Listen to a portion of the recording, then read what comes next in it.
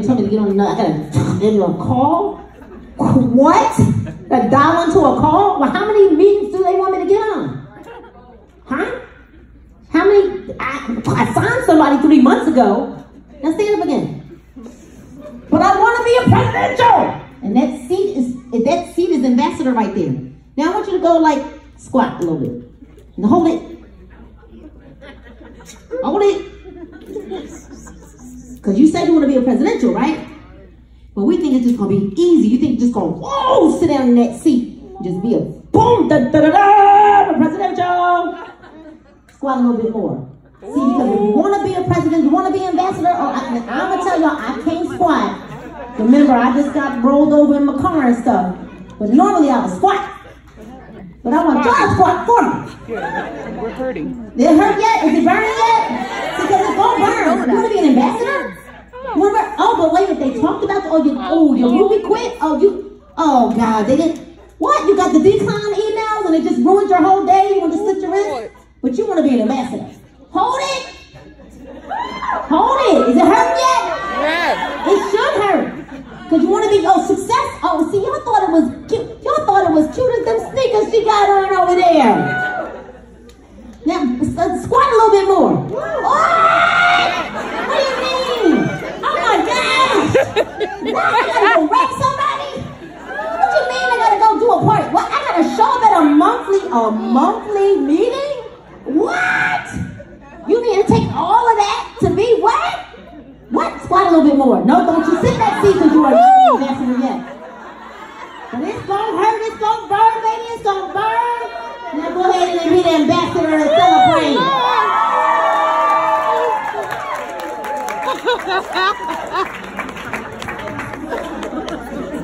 Now I know we want it the cute way. I just want to be an ambassador. I don't want to have to hurt. Well, you know, here's what I learned a long time ago. The more money we make, all it means is that we're able to handle conflict better. And if we can't handle the conflict as an executive, and we're fussing about having to be at a monthly meeting in our region, or host a home party, or host a post, or however you choose to build, and then we're mad because our upline, she didn't call us. Can you believe that? Your upline didn't call you. Can't believe she didn't call me. Didn't she know that I had a bad day? Yes. And she didn't call me? What in the world? Spend my $99 and she didn't call me? I'm gonna tell you something. I never wait for my sponsor to call me. I call him. I call him till he answers the phone.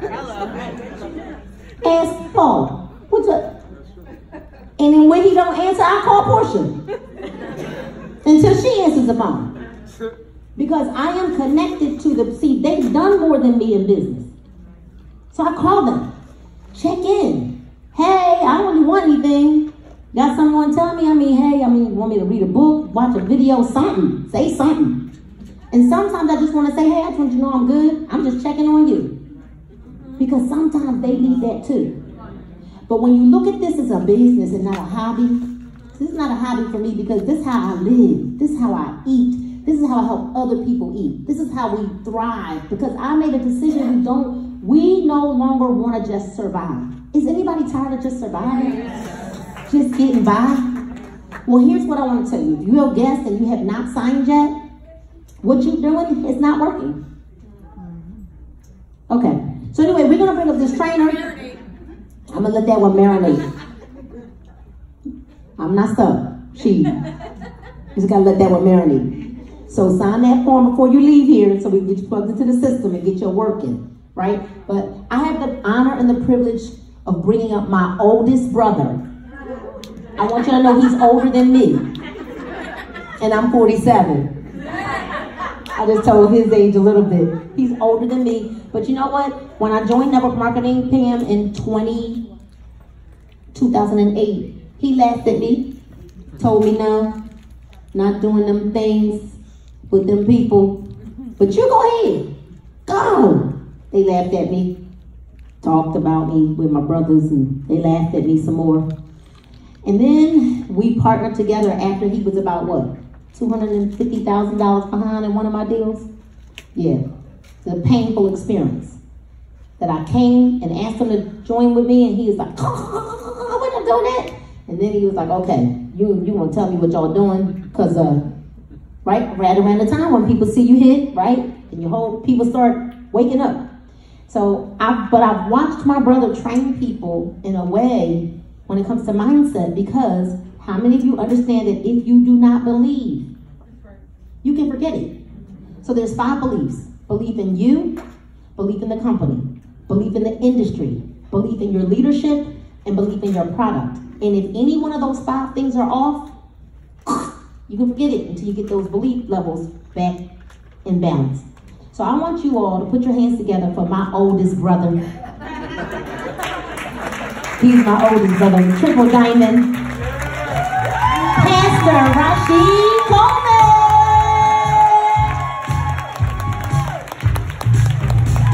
Oh, stop it. Really, we'll waste our time if we keep that up. We're on a very tight schedule. We want to make sure that we're very responsible with all of your time, because time is life. Right? I think people make a huge underestimation when it comes to time. We say things like time is money and time is life. Every second you spend, you don't get back, right?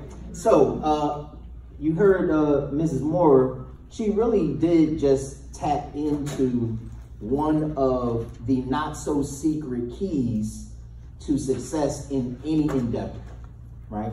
Belief, all right?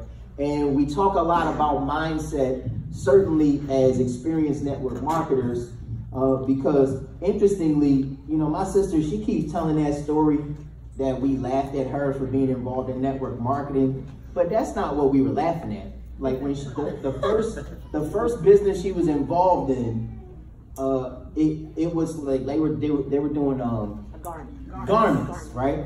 And I literally told her, I was like, you know, I'm not selling panties. Like,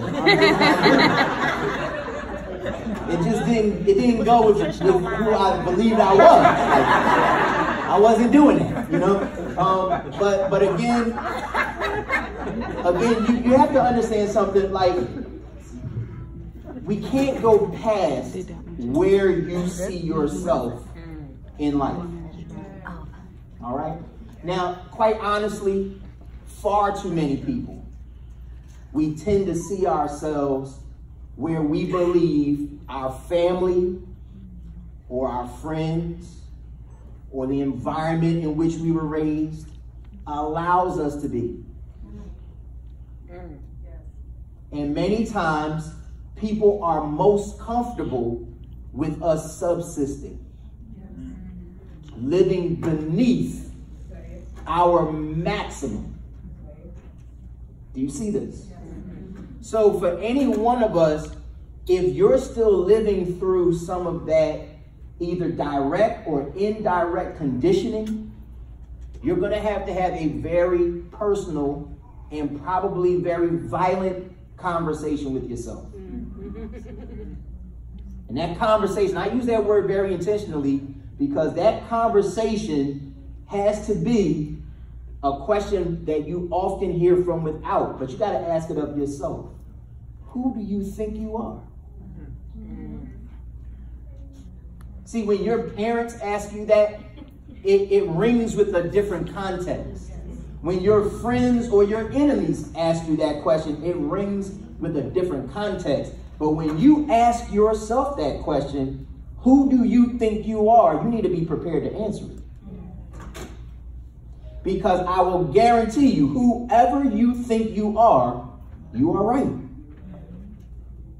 And that is the rub. So there's some of us here today who we've made the investment of this time and our resources, and we often look at the people at the tables in the front, or if you go to one of the major international conventions, you'll see the people down on the floor, right? And it sparks interest, or it sparks hope. And then I want you to know something. What it often doesn't really tap into is belief. We believe they can do it. We believe they are different from us. And I'm going to tell you, the only difference is the motive. The motive. What's driving them from within. So I had this interesting conversation with my son not too long ago. He's 19. He's been able to achieve Emerald in the company. I'm going to tell you something. He asked me, Dad, how do you like turn on that switch? And he's 19. Because he's discovering something.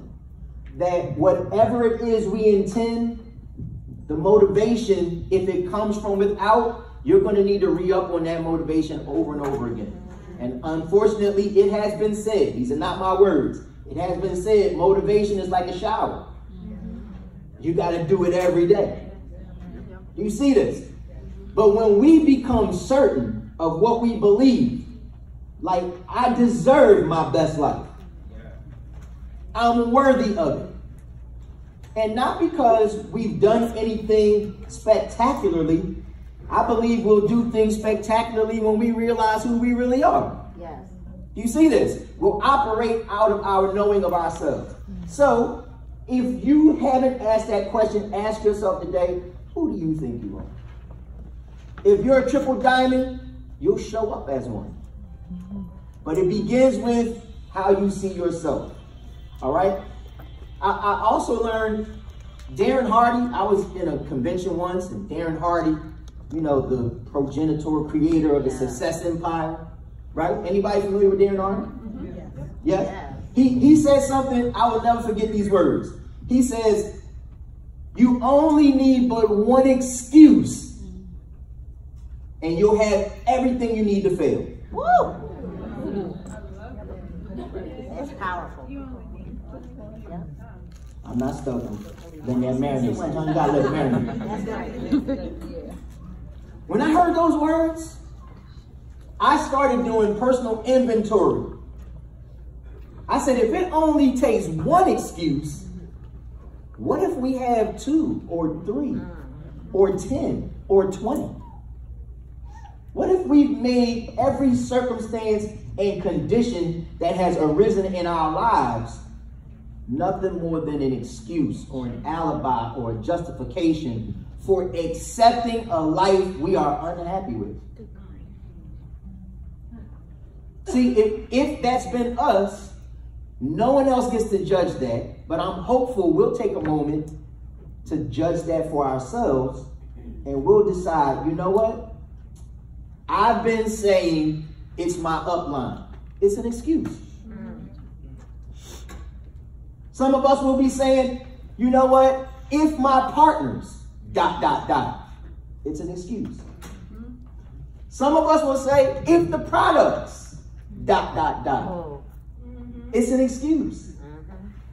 Because the reality is, everyone thriving in this rocket ship, that's how I see it, called It Works. Everyone thriving. They all are dealing with the same conditions. Do you see this? The same advantages and some of the same challenges, but the motor is obviously different. And so I also learned this, that champions, you're going to have to just decide if you're going to be a champion, right? Champions, there's something about a champion mindset. They hate losing more than they love winning.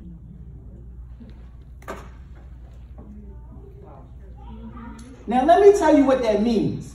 For many of us, you've got to understand this. Champions expect to win.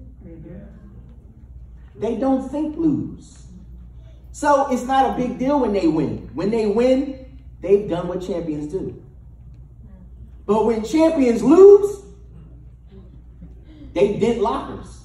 They kick over tables. They curse at people. I'm not advising you do that. They're ready to fight because their champion mindset has been violated with this anomaly called a loss. Do you see this? And so you heard the queen herself say earlier, like, you just got to show up. And you got to show up every day. So guess what some of us are going to have to decide? That maybe today, if you've been losing, don't lament over that one more day.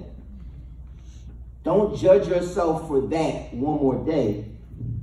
Just decide today that you're going to win from here forward. Here's what I love about this. Winning is a process.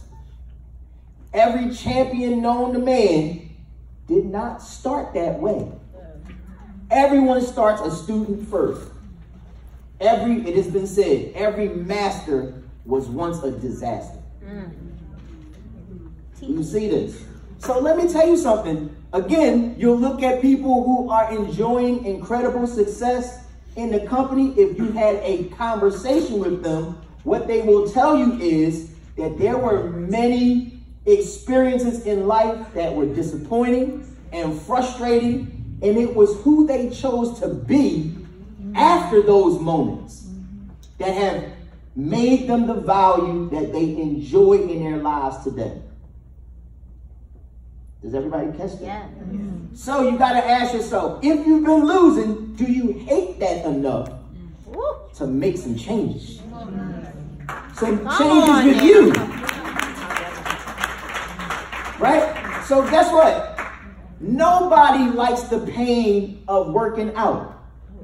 Nobody likes that. Bodybuilders. Okay, well, my brother Paul is, he's obviously a bit different. he enjoys the pain of working out, right? That is the way that we know we're making progress. That it's working as we're working, right? That was powerful. Do you hear this? Oh, goodness gracious. We know it's working as we're working. But here's the reality. Nobody really signs up for that part of it every day. We just want the result. That's the challenge. You come in as a distributor.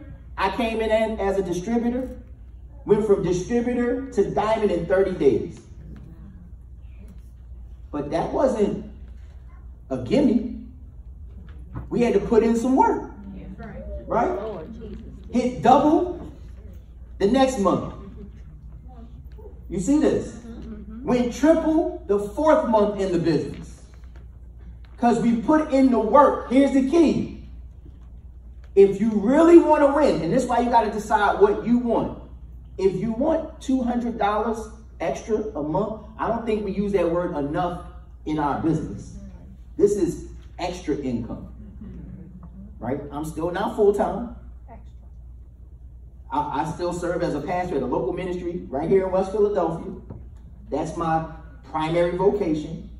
And this is the extra money.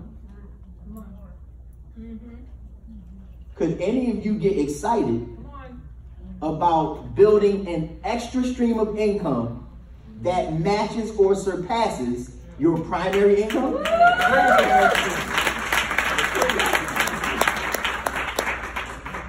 The extra. But in order to get to the extra, you're going to have to challenge yourself. The reason why I brought up the point no one signs up for the pain is you're going to have to sign up for the work. And you're just going to have to do it when you don't even feel like it. Based upon the result you say you want. So then finally, and honestly, we could close with this because we've heard a lot, right? Finally, you have to get real with yourself. We all do. Because some of us, we are declaring a why that isn't really our why. Some of us are such people pleasers that we're saying what we think our sponsor expects us to say. We're saying what we think is socially acceptable. Because the late, great Jim Rohn said something extremely powerful. He said, you can do anything you want in life if you just have enough reasons.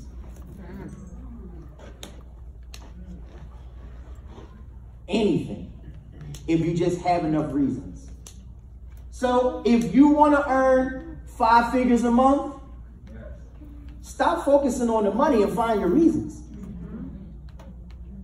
The money will be the inevitable result or outcome of discovering enough reasons. I watched some of you today. I'm not trying to embarrass anybody. I watched you grow emotional as you listen to certain people speak because their story resonated with you. It made you think of your own real reason for saying yes to it works.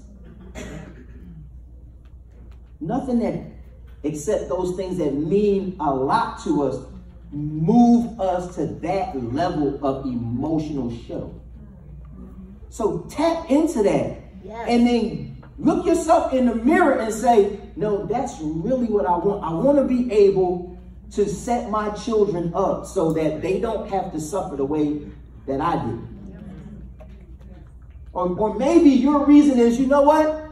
I want to be able to go to the grocery store and buy what I want instead of what my budget dictates.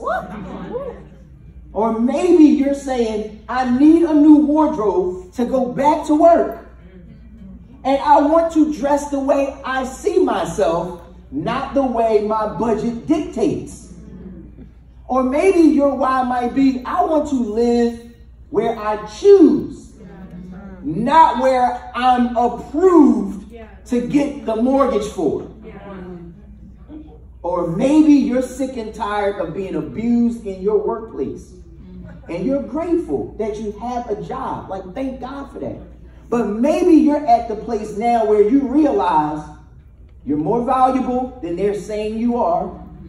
That you deserve a life where you're more in control of your time. And if that's you, just decide today, I'm going to wake up every day and I'm going to go to work on realizing all these things that I say I want. And it's not about my sponsor. It's not about feeling competitive with those that I think have this fantastic life. No, it's what I want. So I'm going to own what I want. I'm going to own my reasons, and I'm just going to get it done. Because the day we decide is the day we begin this trek inward to realizing everything we could ever imagine. And you deserve the most incredible life you could ever imagine.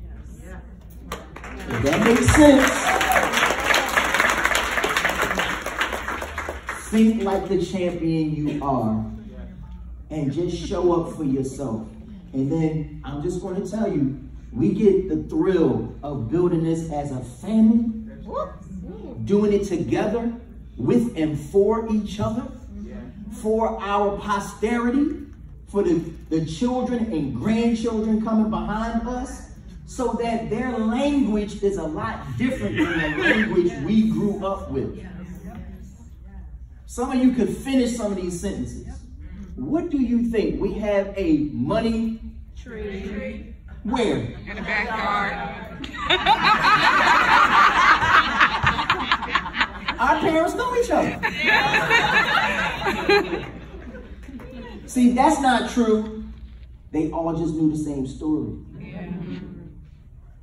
And because that was just a storyline, a narrative, I encourage you, I hope to inspire you.